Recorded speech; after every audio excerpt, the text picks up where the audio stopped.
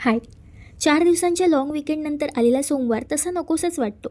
ते ऑफिस, ते रुटीन, त्याच्या नावातच तोच-तोचपणा जाणवतो. आजचा सोमवार मात्र थोडासा वेगळा होता. सकाळची घाई गडबड जरी तीच असली, तरी त्याची दिशा मात्र वेगळी होती. हो, म्हणजे नवीन वर्षांचे संकल्प सुरू करण्यासाठी कशाला 1 तारखेची वाट बघा.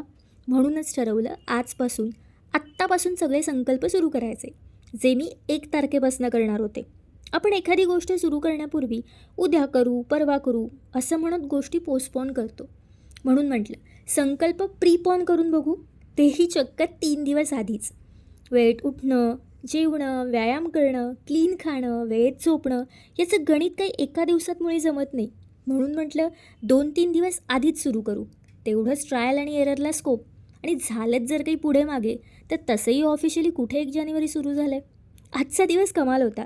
रुटीनही बरं जमलं आहे. संकल्पांच्या सिरियसनेसमुळे माझ्या कॅलेंडरचं नवं वर्ष 3 दिवस आधी सुरू झालं आहे. Happy new year.